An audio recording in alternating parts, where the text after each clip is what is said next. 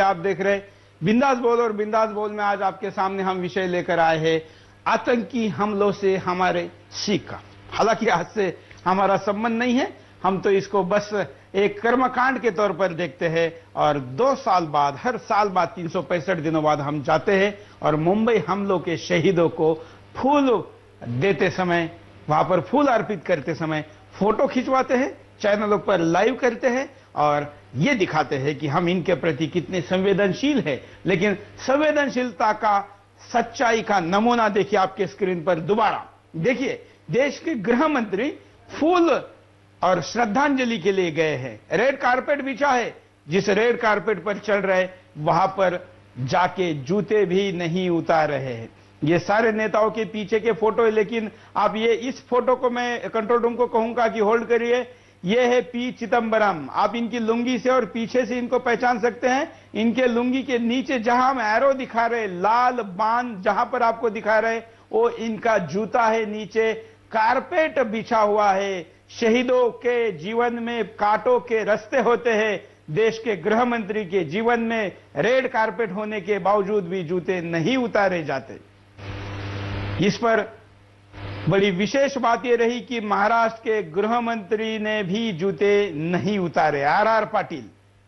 लेकिन महाराष्ट्र के मुख्यमंत्री और उप मुख्यमंत्री ने उतारे। उनकी संवेदना और उनकी होशियारी की दाद देनी पड़ेगी, लेकिन उनका अनुकरण यहां पर नहीं किया। यह है पी चिदम्बरम, देश के गृह मंत्री। यह है महाराष्ट्र के गृह मंत्री आर पाटिल। इनकी खुर्ची गई थी, इनका पद गया था। आर पाटिल का पद इसलिए गया था कि उनके कार्यकाल के दौरान मुंबई में हमला हुआ था। फिर भी पाटिल नहीं सुधरे हैं और जूतों के साथ देश के वीर जवानों को श्रद्धांजलि दे रहे। ये अपमान है, ये भारत माता का अपमान है, उसके वीर सुपूतों का अपमान है, ये शहीदों का अपमान है। सोचिए कि भारत माता के उन जवानों के घर वालों को क्या दुख होता होगा। इस पूरे घटनाक्रम से हमारे जवानों के माता पिता में कितना दुख होता होगा। इनके जूते चप्पल देखकर वो क्या कहते होंगे।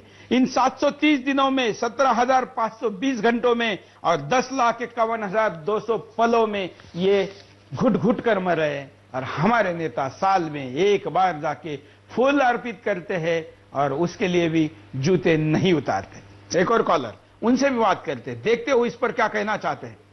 हेलो, हाँ बोलिए। हेलो, हाँ नमस्कार। Hello sir. हाँ, मैं वरंगाव फैक्ट्री से बात कर रहा हूँ, रुपेश बोल रहा हूँ। बोलिए रुपेश जी। मेरा क्वेश्चन है था कि अभी तक क्लर्क साहब को फांसी क्यों नहीं दी जाए?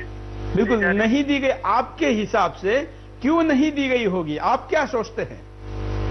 तो फांसी देना चाहिए अपने जवानों का। इतना अगर वो कुछ विचार नहीं करके वो अगर मार सकते तो अपन का को उनके लिए इतना जान रखते हैं कि उनके लिए यानी इतना जल में रखकर क्यों उनकी सेवा की जाती है। बिल्कुल, इतना पैसा उन पर खर्चा किया जाता है। ये भारत सरकार यानी ऐसा क्यों करती है?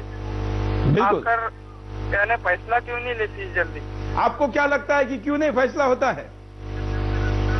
फैसला करना चाहिए ना। ये क्या है, ये नेतागिरी जो है ना, ये सब यानी डरते क्या किसी के यानी उनको खिलाने के लिए ये जेल बनाए ले क्या सरकार? बिल्कुल बिल्कुल, धन्यवाद। की अगर जान ले सकते हो। बिल्कुल धन्यवाद। कसाब को फांसी दो, हमारे कॉलर कह रहे हैं। अपनी भाषा को भले ही एकदम फटाफट शब्दों में नहीं कहते होंगे, कह सक रहे होंगे, लेकिन भावना समझ में आ रही है। एक और कॉलर भी हमारे साथ जुड़े हैं, उनसे भी बात करते हैं, देखना है क्या कहते हैं।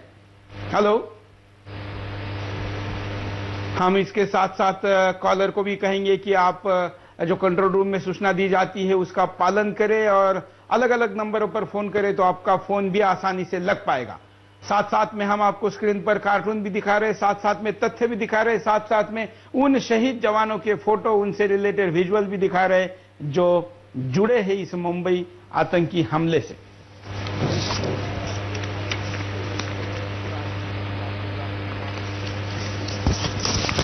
आप ये देख रहे हैं कि शहीद जवानों के परिवार उस घटना के दौरान के ये वहां के कुछ चित्र हैं, ये कुछ फोटोग्राफ्स है, कुछ वेबसाइट्स, कुछ अखबारों के। ये कैंडल मार्च है जो वहां के बच्चों ने किया था आतंकवाद के खिलाफ और हमारे वीर जवानों को, शहीदों को श्रद्धांजलि देने के लिए। ये वो परिंदे भी है जो अपना दुख व्यक्त करे, वहां पर अपने पंखों को फैलाकर ये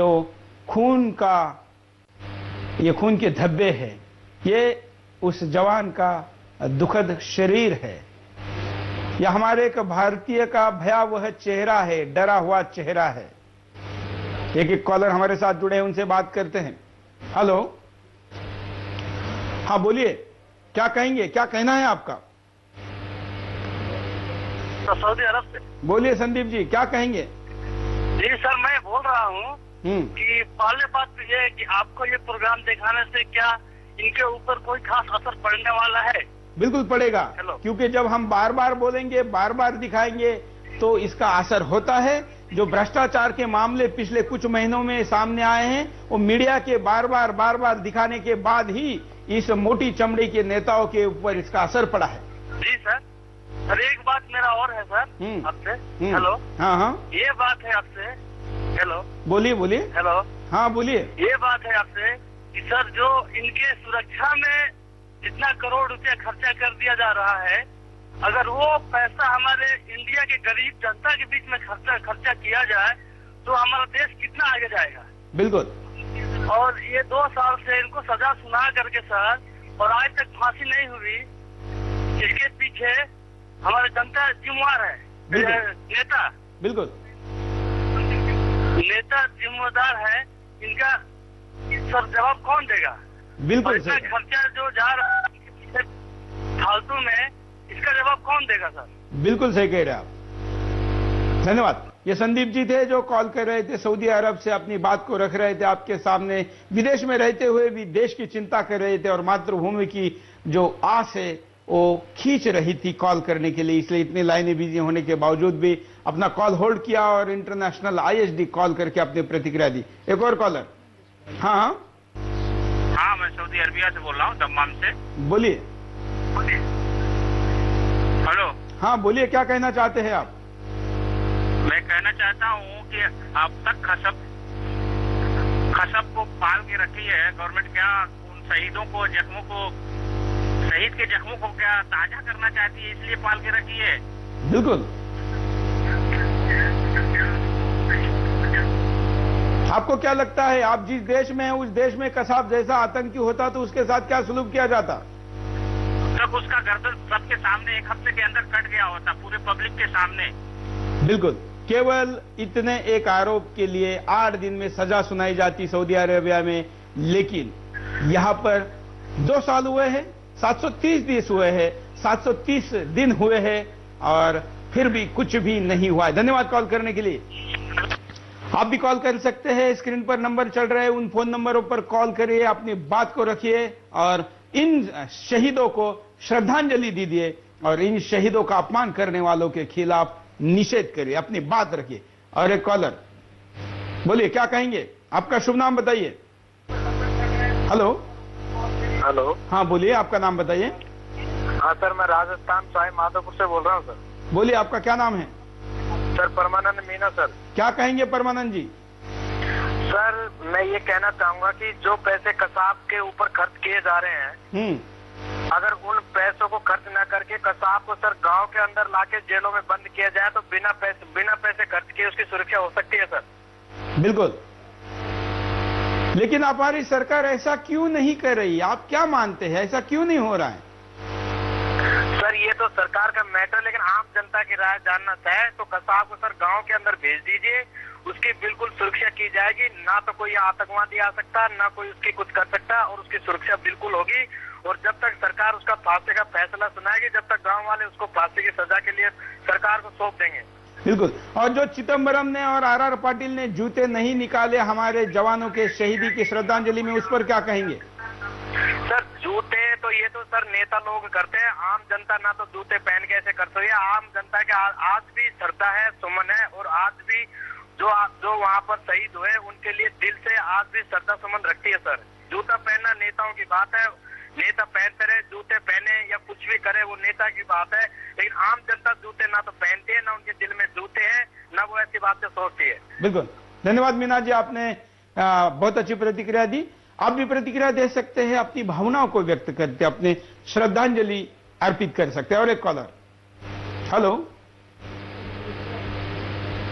नमस्कार। सुरेश जी, मैं मोदी से बोल रहा हूँ, सुंदरलाल। बोलिए सुंदरलाल जी, क्या कहेंगे? सुरेश जी, ये जो आप विषय लाए हैं, सबसे पहले तो शहीदों को मैं नमन करता हूँ, शीश झुका के। और मेरा इसमें ये कहना है कि सत्ता तो किसी की भी हो, सब नेता ऐसे ही कर रहे हैं, लेकिन जो वर्तमान में सत्ता है, अब तो वर्तमान का ये विषय है, इसमें इनको कहना पड़ेगा। कसाब और अफजल दोनों को, जब कसाब को फांसी की सजा होगी तो उसे फांसी नहीं दे पा रहे। जब हम इसका ये तुलना कर रहे हैं कि अमेरिका में दोबारा कोई इस तरह का हमला नहीं हुआ, तो हमारे देश के लोगों को भी, इस सरकार को भी वही कार्रवाई करनी चाहिए। अमेरिका में हम ये तय नहीं कर पाए कि ओसामा बिन लादेन ये कोई हमला की पहले मुकदमा चला, ये चला, फिर भी अमेरिका ने उस पर अफगानिस्तान पर तुरंत हमला कर दिया। बिल्कुल। यदि हमारे देश का ऐसा भी सिस्टम था तो हम 10 साल 20 साल पहले ओसामा बिन लादेन का मुकदमा चलाते। बिल्कुल। जिस तरह से जो है इराक के राष्ट्रपति पे, केवल इमरान के राष्ट्रपति ने कहा कि मुझ पर जीवाणु अस्त्र हैं और उस पर हमला करके उसकी हत्या कर दी। हमें भी इसी तरह से करना चाहिए। ओसामा बिन लादेन और अफजल को इस तरह से हमने डाल रखा है, इनको तुरंत फांसी दी जा तो इस तरह की घटना रुकेगी। हमारे देश के अंदर उमर अब्दुल्ला जैसा व्यक्ति जो कश्मीर का भारत का अभिन्न अंग नहीं है, मेरी समझ में नहीं आता कि इस सरकार के शासन में वो आज भी जिंदा है। जिंदा क्या उसका?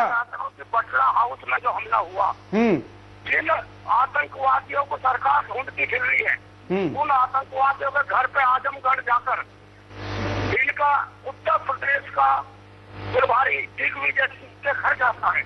बिल्कुल। उससे पता नहीं क्या बात करता है और उन आतंकवादियों के घर को बुला के गृह मंत्री पी चिदम्बरम जी से मुलाकात कराता है। जब हम इस तरह के आतंकवादियों को, जिनको भगोड़े घोषित कर रहे हैं, ढूंढ रहे हैं, मोहनचंद शर्मा जैसे शहीदों का हम अपमान कर रहे हैं, तो किस तरह से इस देश में इस तरह के हमले रोकेंगे? ये हमारी समझ से बाहर है। सरकार को, जनता को ऐसे नेताओं का बहिष्कार करना पड़ेगा जो देश के हमले नहीं रोक पा रहा। धन्यवाद।